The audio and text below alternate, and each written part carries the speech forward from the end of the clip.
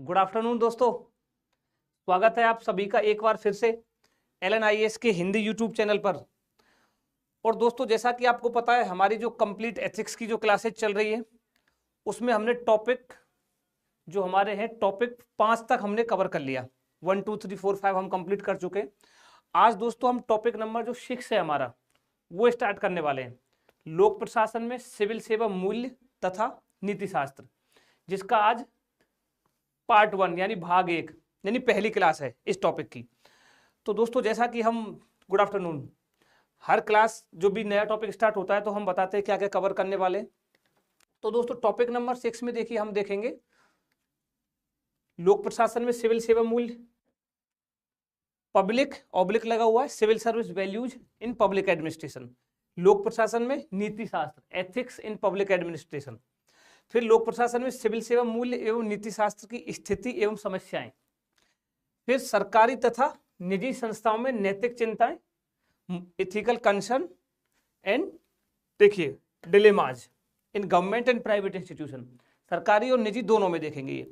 फिर नैतिक मार्गदर्शन के स्रोत के रूप में विधि, नियम, विनियम, अंतरात्मा, यानी कि laws as source of ethical guidance, laws, rules, regulation, conscience.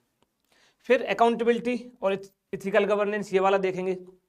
शासन व्यवस्था में नीतिपरक तथा नैतिक मूल्यों का सुदृढ़ीकरण, अंतरराष्ट्रीय संबंधों में नैतिक मुद्दे, फंडिंग जो है, निधि व्यवस्था है, इथिकल इश्यूज इन फंडिंग, ये वाला हम देखेंगे। और कॉर्पोरेट गवर्नेंस, ये वाले टॉपिक दोस्तों हम एक एक करके हमारी अगली क्लासेज में कवर करेंगे। ये जो हमने लिखे हुए हैं ये सब देखेंगे। तो शुरुआत करते हैं दोस्तों टॉपिक नंबर 6 की। सेकंड, हाँ ये है दोस्तों लोक प्रशासन में लोक ऑब्लिक सिविल सेवा मूल्य तथा नीति शास्त्र। टॉपिक की हेडिंग यूपीएससी ने दिया हुआ सिलेबस में, public oblique civil service values and ethics in public administration. अब दोस्तों, जैसा हम हर टॉपिक में ही करते हैं, जब उसको शुरुआत करते हैं तो एटलीस्ट जो टॉपिक लिखा हुआ है यूपीएससी ने उसका मीनिंग और ये सब तो पता होना चाहिए ना, उसका मतलब क्या है, तभी तो आगे की चीजें क्लियर होंगी, उसका जो बेस बनेगा। तो देखिए इस टॉपिक को अगर हम बात करें इस हेडिंग की, तो दोस्तों इसमें हमको पता होना चाहिए कि भाई लोक प्रशासन क्या है, पब्लिक एडमिनिस्ट्रेशन है क्या, ये पता होना चाहिए ना पहले तो। जय हिंद विराज, पता होना चाहिए ना। तो हम देखेंगे भाई लोक प्रशासन क्या है। फिर लोक प्रशासन में भी हमको पहले तो ये पता होना चाहिए प्रशासन क्या है, कि एडमिनिस्ट्रेशन क्या है। फिर लोक प्रशासन क्या है, और लोक प्रशासन में जो ये सब जुड़ा हुआ है लोक पब्लिक, इसका मतलब क्या है ये पता होना चाहिए। फिर देखिए लोक ऑब्लिक सिविल सेवा, लोक सेवा क्या है और सिविल सेवा क्या है, कुछ तो अंतर होगा ना। अब जिस एग्जाम की तैयारी कर रहे हो वो है सिविल सर्विस एग्जामिनेशन, CSE, यही तो बोलते हैं, सिविल सेवा की तैयारी कर रहे हो आप। और जो एग्जाम आपका कंडक्ट कराता है उसका क्या नाम है, यूपीएससी, संघ लोक सेवा आयोग, यहां लग रहा है लोक सेवा आयोग। और एग्जाम की तैयारी कर रहे हो सिविल सेवा, तो लोक सेवा और सिविल सेवा कुछ तो डिफरेंस होगा, सभी अलग अलग है। नहीं तो यूपीएससी को संघ सिविल सेवा आयोग बोल देते, बट क्या बोलते हैं, संघ लोक सेवा आयोग। तो लोक सेवा और सिविल सेवा में क्या अंतर है ये पता होना चाहिए, लोक प्रशासन क्या है ये पता होना चाहिए। अब फिर लोक सेवा या सिविल सेवा में मूल्य, वैल्यूज क्या है, मूल्य क्या है ये पता होना चाहिए। फिर सिविल सेवा या लोक सेवा में कौन कौन से मूल्य होने चाहिए ये पता होना चाहिए। फिर लास्ट में भाई नीति शास्त्र क्या है, और पब्लिक एडमिनिस्ट्रेशन में नीति शास्त्र क्या है। ये पूरे टॉपिक को अगर दोस्तों हम बांटते तो ये निकल के आता है। तो अब हम देख रहे हैं कि लोक प्रशासन, तो लोक प्रशासन को जानने से पहले हमको पता होना चाहिए कि प्रशासन का मतलब क्या है, एडमिनिस्ट्रेशन का मतलब क्या है। देखो दोस्तों, जो एडमिनिस्ट्रेशन है, ठीक से समझना इसको, एडमिनिस्ट्रेशन जो ये शब्द है दोस्तों ये बना है add plus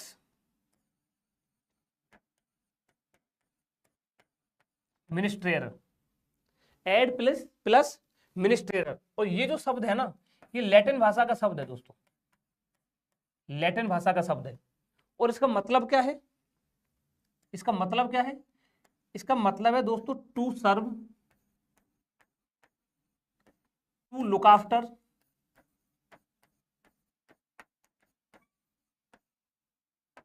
two care for, यानी हिंदी में क्या कहे तो इसका मतलब क्या है, सेवा करना, सेवा करना, देखभाल करना, लुक आफ्टर, देखभाल करना, ये इसका आशय है। एडमिनिस्ट्रेशन शब्द एड प्लस मिनिस्ट्रेटर से बना है, लैटिन शब्द है, और इसका मीनिंग अगर देखें तो to serve, to look after, to care for. Hindi में बात करें दोस्तों, सेवा करना, देखभाल करना। ठीक है, अब ये जो है एडमिनिस्ट्रेशन यानी प्रशासन, प्रशासन अब सेवा करना आ रहा है। ठीक है, इसको साफ कर लेते हैं।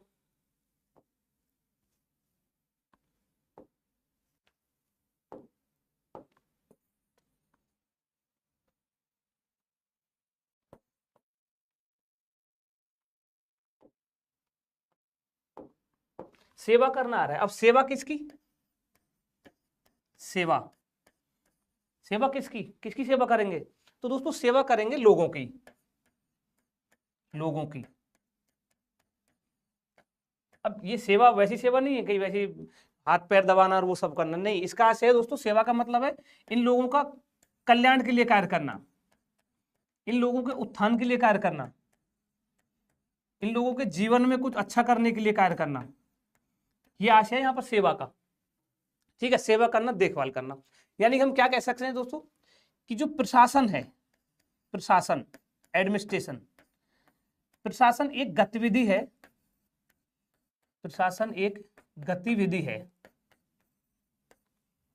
पूरा ही साफ करते हैं इसको। क्या कह सकते हैं दोस्तों, प्रशासन, एडमिनिस्ट्रेशन जो है, प्रशासन एक गतिविधि है, एक गतिविधि है, एक गतिविधि है जिसका संबंध किससे है, अभी हमने देखा, जिसका संबंध, जिसका संबंध है दोस्तों सेवा करना, सेवा, जिसका संबंध सेवा करने, देखभाल करने, देखभाल करने से है। प्रशासन एक एक्टिविटी है, एक गतिविधि है जिसका संबंध किससे है, सेवा करने से या देखभाल करने से। हमने शब्द को भी देखा। अब दोस्तों ये जो गतिविधि है, ये जो गतिविधि है, ये जो प्रशासन है, ये गतिविधि या ये प्रशासन जो है, अब इस गतिविधि के दोस्तों दो पहलू हैं, यानी कि सेवा करनी है, लोगों की सेवा करनी है, लोगों के जीवन में कुछ उनके कल्याण के लिए कार्य करने हैं, उनके उद्धार के लिए कार्य करने हैं। तो इस गतिविधि के दो पहलू हैं।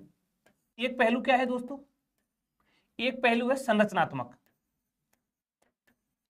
संरचनात्मक पहलू है एक इसका, और एक है इसका कार्यात्मक पहलू, कार्यात्मक। अब संरचनात्मक जो पहलू है प्रशासन का, वो है दोस्तों संगठन, संगठन, ऑर्गेनाइजेशन, ऑर्गेनाइजेशन। और जो कार्यात्मक पहलू है वो है प्रबंध, मैनेजमेंट, मैनेजमेंट, मैनेजमेंट। प्रशासन एक गतिविधि है जिसका संबंध सेवा करने से, देखभाल करने से है। इस गतिविधि के दो पहलू हैं, एक संरचनात्मक यानी संगठन, जिसके अंतर्गत आएगा संगठन का निर्माण, और एक आएगा कार्यात्मक यानी प्रबंध, मैनेजमेंट। मतलब ये क्या कहना चाह रहा है दोस्तों, जैसे प्रशासन का आशय सेवा करना, लोगों की सेवा करनी है, ठीक है। अब उस सेवा को करने के लिए क्या चाहिए, एक तो चाहिए संगठन, कोई ऑर्गेनाइजेशन होना चाहिए ना, संगठन होना चाहिए उस प्रशासन का, तो वो संरचनात्मक पक्ष है। फिर कुछ ऐसा होना चाहिए जो संगठन तो है, संगठन में आ जाएगा आपके ह्यूमन रिसोर्सेज आ जाएगा, जो भी मानव चाहिए, भौतिक कुछ चाहिए, बिल्डिंग चाहिए, एक संगठन में आ जाएगा, भौतिक जो संसाधन है बिल्डिंग, ह्यूमन रिसोर्सेज, मानव संसाधन चाहिए, संगठन में आ जाएगा। फिर इसका प्रबंध, मैनेज करने की, इसको मैनेज यानी इसका फंक्शन करने के लिए कि वो फंक्शन कैसे करे, कार्यात्मक जो पक्ष है वो आ जाएगा प्रबंध में। देखो अब इसको ऐसे समझो, एडमिनिस्ट्रेशन क्या है, प्रशासन, यह लोगों की सेवा करने या देखभाल करने से संबंधित गतिविधि है, हम देख चुके हैं, सेवा करने या देखभाल करने से संबंधित गतिविधि है। इसके अंतर्गत संगठन का निर्माण, देखो संगठन का निर्माण दो आएंगे, दो पहलू बताए ना अभी, संगठन और प्रबंध। प्रबंध, संगठन जो है वो संरचनात्मक पहलू है, संरचनात्मक पहलू, और जो प्रबंध है वो कार्यात्मक पहलू है, कार्यात्मक पहलू। देखो इसको ऐसे समझो दोस्तों और थोड़ा सा क्लियर होगा। जो मेडिकल की पढ़ाई करते हैं ना, medical education, MBBS, BDS, BHMS जो भी करते हैं, नर्सिंग करते हैं, तो दोस्तों उसमें ना फर्स्ट ईयर में ही हम लोगों को पढ़ाया जाता है, ह्यूमन बॉडी पढ़ाई जाती है, समझना इसको थोड़ा सा है ना, ह्यूमन बॉडी, मानव शरीर पढ़ाया जाता है, ठीक है। अब मानव शरीर में दो सब्जेक्ट चलते हैं, एक चलता है दोस्तों पहला ह्यूमन एनाटॉमी, ह्यूमन एनाटॉमी, ठीक है, और एक चलता है ह्यूमन फिजियोलॉजी। पढ़ ह्यूमन बॉडी को ही रहे, दो पार्ट में, ह्यूमन एनाटॉमी और ह्यूमन फिजियोलॉजी। अब इनमें अंतर को समझना क्या होता है। अब ह्यूमन एनाटॉमी में हम क्या पढ़ते हैं, इसमें देखते हैं दोस्तों जो भी अंग है, जो भी ऑर्गन है, जैसे हार्ट है, लीवर है, जो भी एक्सवाइजेड अंग है, वो अंग बना कैसे है, बना कैसे है, उसकी एनाटॉमी क्या है। यानी जैसे लीवर है मान लीजिए, तो लीवर को ब्लड सप्लाई कहाँ से मिलती है, लीवर को नर्व सप्लाई कहाँ से मिलती है, ठीक है। कोई मसल है मान लो, उस मसल का ओरिजिन कहाँ से, इंसर्शन कहाँ से, यानी कि हम वो कैसे बनाए, ये पढ़ते हैं एनाटॉमी में। फिर फिजियोलॉजी में क्या पढ़ते हैं, अब ये जो अंग है, मान लीजिए अभी हम लीवर और हार्ट ले रहे थे, लीवर है, हार्ट है, लंग्स हैं, फेफड़े हमारे, अब ये कार्य कैसे करते हैं, कार्य कैसे करते हैं। हार्ट पंप करता है, वो कैसे करता है, हार्ट बना कैसे है वो अंग, वो देख लिया एनाटॉमी में, वो काम कैसे करता है वो देखेंगे फिजियोलॉजी में, कार्य कैसे करता है, लीवर कैसे कार्य करता है। तो अब इसको अप्लाई करो इधर प्रशासन पे। प्रशासन के दो पहलू देखे, पहला पहलू है संगठन, संरचनात्मक, यानी इसमें क्या होगा, हम वो कैसे बनाए संगठन, सिर्फ ये देखेंगे, ठीक है। वहीं जो इसका पहलू है प्रबंध, वो कार्यात्मक है, यानी वो कार्य कैसे करता है, उसकी कार्य प्रणाली क्या है वो देखेंगे। इसका प्रशासन का जो दूसरा पहलू है प्रबंध। गेटिंग माय पॉइंट, आ रहा है समझ।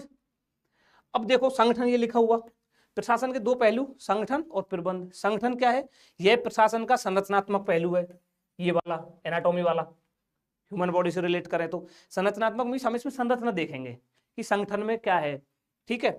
इसका उद्देश्य क्या है, कोई निश्चित उद्देश्य होगा संगठन का, जैसे गवर्नमेंट का उद्देश्य है, कोई भी संगठन होगा उसका उद्देश्य होगा, तो उस उद्देश्य की प्राप्ति के लिए जो भौतिक और जो मानवीय संसाधन है, जो हमने अभी डिस्कस किया, उनका जो योग है वही संगठन है। ह्यूमन रिसोर्सेज कितना है, उसमें कितने आदमी लगे हुए हैं, भौतिक संसाधन, बिल्डिंग, ये सब देखेंगे, वो संगठन है।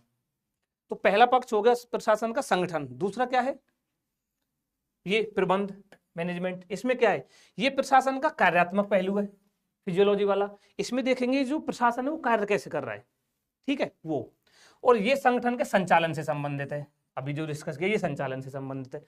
यानी कि अगर इन शॉर्ट देखें तो क्या देखा, ये प्रशासन है, एडमिनिस्ट्रेशन, दो उसके देखे पहलू, संरचनात्मक देखा, संरचनात्मक में हमने देखा संगठन, ठीक है, और हमने कार्यात्मक देखा, कार्यात्मक में हमने देखा प्रबंध, मैनेजमेंट, और दोनों को हमने देखा, संगठन देखा फिर मैनेजमेंट देखा। ये है प्रशासन, एडमिनिस्ट्रेशन। और ह्यूमन बॉडी से भी हमने इसको रिलेट करने की, आपको समझाने के लिए किया कि ह्यूमन एनाटॉमी होती है, फिजियोलॉजी होती है, अंग कैसे बनाए एनाटॉमी में पता है, और कैसे कार्य करता है वो फिजियोलॉजी में पढ़ते हैं, ठीक है। तो ये है दोस्तों हमारा एडमिनिस्ट्रेशन। अब एडमिनिस्ट्रेशन है, ठीक है, ये रहा एडमिनिस्ट्रेशन, प्रशासन। अब प्रशासन, अभी हमने देखा प्रशासन का संबंध किससे है, कैसी गतिविधि है, सेवा से। अब मान लीजिए हम डिस्कस कर रहे हो, अब हमको सेवा करनी है। अब मान लीजिए कुछ लोगों की सेवा करनी हो, कुछ लोगों की सेवा करनी है, तो वो कैसे हो सकती है, निजी प्रयत्न से हो सकती है। तो कुछ लोगों की सेवा तो, अब मान लीजिए दोस्तों कोई कितना भी बड़ा बिजनेसमैन हो, व्यापारी हो, वो कुछ लोगों की सेवा कर सकता है, मैक्सिमम अपनी गली मोहल्ला, अपना शहर, इतना ही कर सकता है, सभी लोगों की तो नहीं कर सकता। तो जब निजी प्रयत्न होगा, यानी कुछ लोगों की सेवा की जा रही है, तो उसको बोलेंगे निजी प्रशासन, यानी एक टारगेटेड पॉपुलेशन होगी, कुछ सब नहीं होंगे, तो उसको बोलेंगे निजी प्रशासन। वहीं मान लीजिए जो एडमिनिस्ट्रेशन का लक्ष्य क्या है, सभी की सेवा करना, यानी कि सब इंक्लूड होने चाहिए, ऑल। तो वो कैसे संभव है, सरकारी प्रयत्नों से ही संभव है। तो उसको क्या बोलेंगे, सरकारी प्रशासन। प्रशासन दोनों का हो सकता है, निजी भी हो सकता है और सरकारी भी हो सकता है। अब देखो इसमें प्रशासन देख रहे हैं, सभी की सेवा, सरकारी प्रयत्न, तो क्या हो गया, सरकारी प्रशासन। समझ रहे हैं इसको यहां पर। अब दोस्तों जो सरकारी प्रशासन है उसका लक्ष्य क्या है, उद्देश्य क्या है, सभी की सेवा। अब ये सभी की जो सेवा है, सभी की सेवा का आशय क्या है, इसका मतलब क्या है दोस्तों, इसका मतलब है सार्वजनिकता, पब्लिकनेस के लिए कार्य करना, सभी के लिए, सार्वजनिकता के लिए कार्य करना, यानी कि सार्वजनिक उद्देश्य, सार्वजनिक उद्देश्य के लिए जो कार्य किया जाता है वही क्या है, यानी सभी को इंक्लूड कर रहे हैं, पब्लिकनेस, सार्वजनिक उद्देश्य के लिए कार्य किया जा रहा है, सरकारी प्रशासन सार्वजनिक उद्देश्य के लिए कार्य कर रहा है, तो वही क्या है फिर, लोक प्रशासन, पब्लिक एडमिनिस्ट्रेशन। अब यहाँ ये आप याद रखना, लोक प्रशासन में जो लोक शब्द है ना, लोक प्रशासन में जो लोक शब्द है इसका अर्थ यहाँ पर सरकार से है, ठीक है, सरकार से है इसका अर्थ। वैसे आम शब्द अर्थों में अगर जाते हैं तो लोक का मतलब जनता भी होता है, ठीक है, बट लोक प्रशासन में जब बात कर रहे हैं तो सरकार, ये याद रखना, लोक प्रशासन में लोक शब्द का जो अर्थ है वो सरकार है। ये है दोस्तों पब्लिक एडमिनिस्ट्रेशन। देखिए पब्लिक एडमिनिस्ट्रेशन क्या है, kudos to the, thank you. अब पब्लिक एडमिनिस्ट्रेशन क्या है दोस्तों, लोक प्रशासन सामान्यतः सरकार द्वारा संचालित किए जाने वाला प्रशासन है। अभी हमने देखा इस स्लाइड में, पीछे वाली में, सरकारी प्रशासन तो क्या है, सरकार द्वारा संचालित किए जाने वाला प्रशासन है, किंतु इसका जो विस्तार है, विस्तार सार्वजनिक गतिविधियों तक है। यानी अब इसमें ये याद रखिएगा, लोक प्रशासन सार्वजनिक उद्देश्यों के लिए किए जाने वाला प्रशासन है। लोक प्रशासन क्या है, सार्वजनिक उद्देश्यों के लिए किए जाने वाला प्रशासन ही लोक प्रशासन है। फिर लोक प्रशासन के महत्व, इंपोर्टेंस क्या है, सरकार में कार्यों को संभव बनाना, नीतियों योजनाओं को इंप्लीमेंट करना, नीति निर्माण में सहयोग, जो पूरक लोक नीति निर्माण होता है, प्रत्यायोजित विधि निर्माण, वो सतत प्रशासनिक सुधार, सरकार की छवि, ये तो हम डिस्कस आगे भी करेंगे। Thank you so much sir, thank you. ठीक है, ये महत्व है। तो लोक प्रशासन हमने देखा, अभी तक प्रशासन को देखा, प्रशासन के दो पहलू देखे, संगठन, ऑर्गेनाइजेशन, मैनेजमेंट, प्रबंध। फिर हमने पब्लिक एडमिनिस्ट्रेशन देखा, एडमिनिस्ट्रेशन देख के हमने समझा प्रशासन है, फिर लोक प्रशासन क्या है, फिर लोक प्रशासन के महत्व देखे।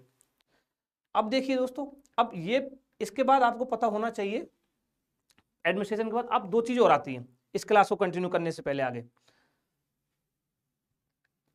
अब आपको पता होना चाहिए गवर्नमेंट क्या है, सरकार, और गवर्नेंस क्या है, शासन। प्रशासन देखा, लोक प्रशासन देखा, ये अंतर और पता होना चाहिए, तभी इस टॉपिक को जब आगे पढ़ोगे ना तो बहुत नींव जो है, जो बेस है वो बहुत अच्छे से तैयार होगा और बहुत अच्छे से आगे समझ में आएगा। क्योंकि दोस्तों 1 से 5 तक जो टॉपिक थे ना उनका टच है एथिक्स से, मतलब कोर एथिक्स तो नहीं है, एडमिनिस्ट्रेटिव एथिक्स है, बट हाँ कहीं ना कहीं टच है। अब आने वाले जो 2 टॉपिक है ना ये तो टोटली गवर्नेंस के हैं ऐसे मानो, और गवर्नेंस में भी दोस्तों जो व्यावहारिक, जो पब्लिक एडमिनिस्ट्रेशन से जो रिलेटेड है, व्यावहारिक जो प्रैक्टिकल जो पब्लिक एडमिनिस्ट्रेशन है उससे रिलेटेड सब दोनों टॉपिक हैं। तो जो टेस्ट है ना, जो स्वाद है टॉपिक्स का, वो 1 से 5 थोड़ा कुछ अलग था, 1 से 4 तक अलग रहता है, 5 में थोड़ा सा कोर फिलॉसफी आ जाती है, विश्व और भारत के नैतिक विचारक। अब 6वां और जो 7वां टॉपिक है ये थोड़ा गवर्नेंस, पब्लिक एडमिनिस्ट्रेशन, उसमें भी एकदम व्यावहारिक समस्याएं क्या है, नैतिक दुविधाएं, चिंताएं, वो सब आएगा। तो ये चीजें जब क्लियर होंगी ना, भाई गवर्नमेंट क्या है, गवर्नेंस क्या है, दोनों एक जैसे सब लगते हैं, एडमिनिस्ट्रेशन क्या है, पब्लिक एडमिनिस्ट्रेशन क्या है, तो थोड़ा चीजें आसान रहेंगी। अब सरकार क्या है, गवर्नमेंट किसको बोलेंगे दोस्तों, सरकार से तात्पर्य है कि भाई उस संगठनात्मक ढांचे से, वही संगठनात्मक ढांचा है जिसके माध्यम से क्या किया जाता है, राज्य या समाज को शासित किया जाता है, संगठनात्मक ढांचा है। अब संगठनात्मक ढांचे में क्या आ जाएगा, सरकार भाई कितने मंत्री हैं, कितने विभाग हैं, बिल्डिंग उनकी कहाँ चल रहा है, कितने मंत्री हैं, कितने विभाग हैं, ये सब किसमें आ जाएगा, संगठनात्मक ढांचे में। और इसके माध्यम से क्या करते हैं, राज्य को या समाज को शासित किया जाता है। यानी कि सरकार से आशय क्या है, शासन करने के लिए बनाए गए तंत्र से, यानी एक सिस्टम है, इधर जो ये सिस्टम है, और किसके लिए ये सिस्टम तैयार किया जा रहा है, शासन करने के लिए सिस्टम है, शासन करने के लिए, वो है गवर्नमेंट। फिर शासन क्या है भाई, गवर्नेंस क्या है। तो दोस्तों शासन से तात्पर्य, अब यहाँ पर तो वो वही सिस्टम है, सिर्फ तंत्र है संरचनात्मक, इधर फंक्शनल आ जाएगा। शासन से तात्पर्य वो तौर तरीके, प्रक्रिया या कार्य प्रणाली जिनके द्वारा क्या किया जाता है, नीतियों एवं योजनाओं को बनाया जाता है और उनको क्रियान्वित किया जाता है, वो है गवर्नेंस। तो ये क्या है, ये सरकार का फंक्शनल कार्यात्मक पक्ष है। ठीक है, देखो इसको ऐसे समझो और समझ में आएगा। 1 सेकेंड, इसको समझो। अभी जो वर्तमान प्रधानमंत्री हैं, उन्होंने इनसे पिछली वाली जो उनकी गवर्नमेंट आई थी, तो उसमें 2 शब्द बोले थे दोस्तों, इनको अच्छे से समझना। उन्होंने बोला था मिनिमम गवर्नमेंट, मिनिमम गवर्नमेंट, इसकी बात कर रहे हैं, मिनिमम गवर्नमेंट और मैक्सिमम गवर्नेंस, ये बोला था। अब इसका मतलब क्या था, उन्होंने बोला था कि हम मिनिमम गवर्नमेंट देंगे, हमारी गवर्नमेंट मिनिमम रहेगी और हमारी जो गवर्नेंस है वो मैक्सिमम रहेगी। शासन हमारा मैक्सिमम रहेगा, सरकार हमारी मिनिमम रहेगी। तो अब इसका क्या मतलब था, बहुत सिंपल सा मतलब, बहुत बहुत नॉर्मल सा कॉन्सेप्ट है, बहुत सिंपल। इनका मतलब था दोस्तों, जो मिनिमम गवर्नमेंट का मतलब क्या है भाई, जो मंत्री हैं, बहुत सारे विभाग हैं, कितने सारे मंत्री बनाए हुए हैं, कितने सारे विभाग बनाए हुए हैं, ठीक है, इनका जो आकार है वो छोटा होना चाहिए, यानी सरकार का आकार छोटा होना चाहिए। इसलिए आपने देखा हो पिछले कई सालों में वर्तमान सरकार ने बहुत सारे मंत्रालयों को मर्ज किया है, बहुत सारे विभागों को मर्ज करके एक ही विभाग बना दिया है। यानी उनका मानना था कि जो गवर्नमेंट है, जो गवर्नमेंट का आकार है वो भले ही छोटा हो, बट इसका जो फंक्शनल, इस गवर्नमेंट का जो फंक्शनल, जो कार्यात्मक पक्ष है, ये जो कार्य कर रहे हैं, इनकी जो कार्य प्रणाली है वो बेहतर होनी चाहिए। यानी गवर्नेंस क्या है, जो इनकी कार्य प्रणाली है, इनकी जो कार्य प्रणाली है सरकार की, जो दक्षता है,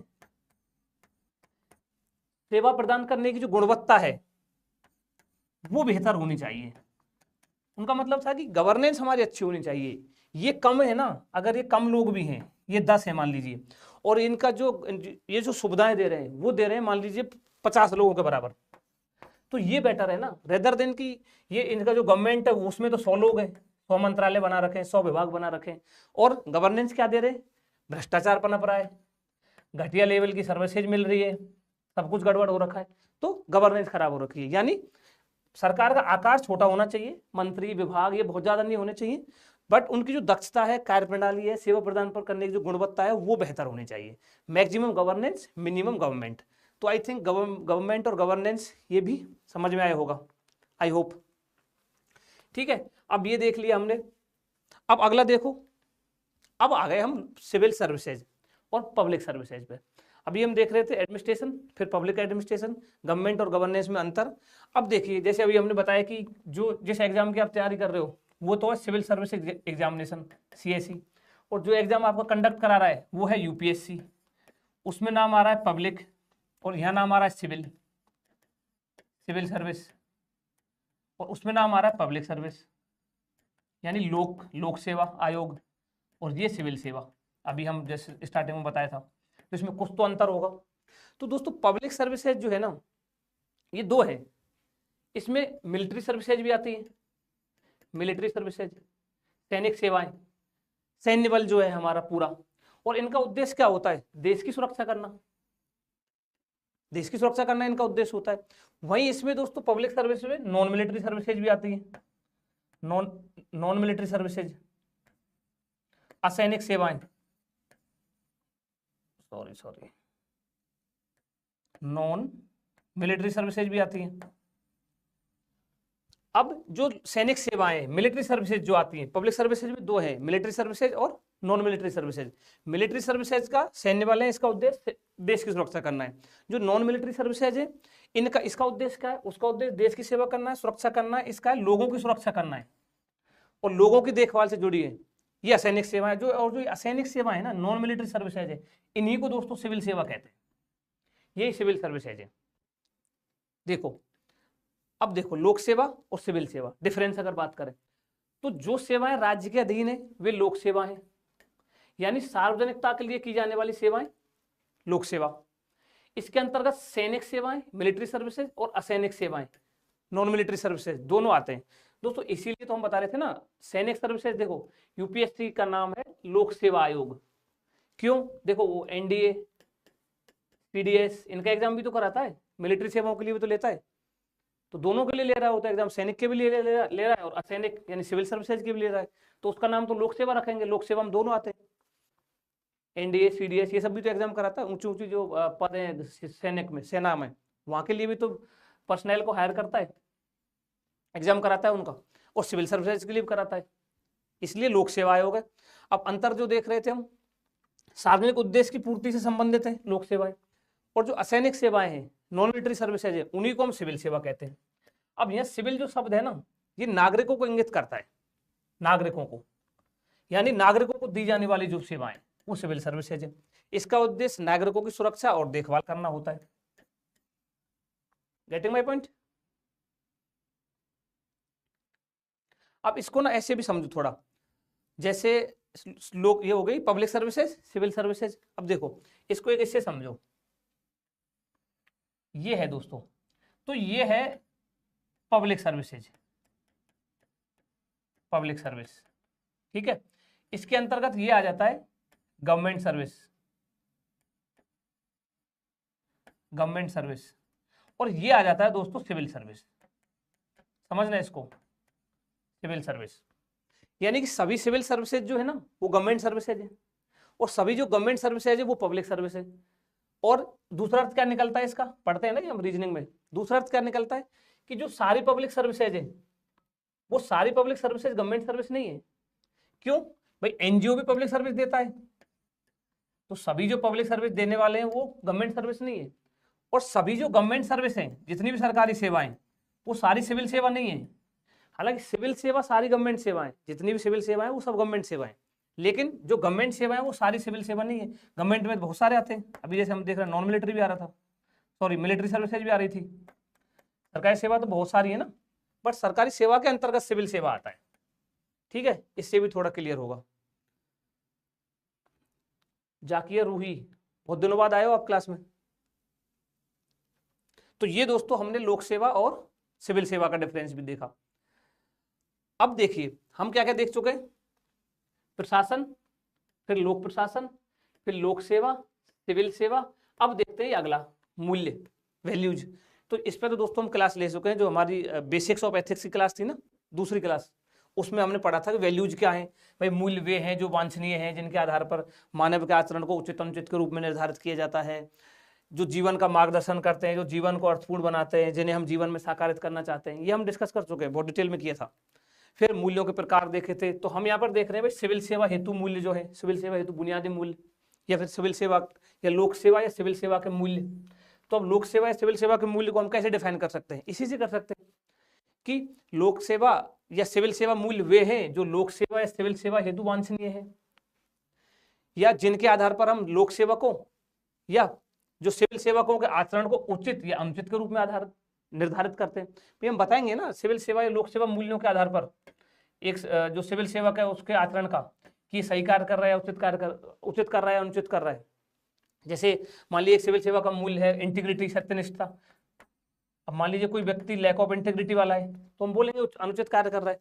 तो सिविल सेवा या लोक सेवा मूल्य वे हैं जो सिविल सेवा हेतु वांछनीय है, जिनके आधार पर लोक सेवक या सिविल सेवक के आचरणों को उचित अनुचित के रूप में निर्धारित करते हैं, या जो सिविल सेवकों के सिविल सेवा में जो सिविल सेवकों के मार्गदर्शन करता है वो सिविल सेवा मूल्य। जो सिविल सेवा को अर्थपूर्ण बनाते हैं या लोक सेवा को अर्थपूर्ण बनाते हैं वो लोक सेवा या सिविल सेवा मूल्य है, सिंपल सा है।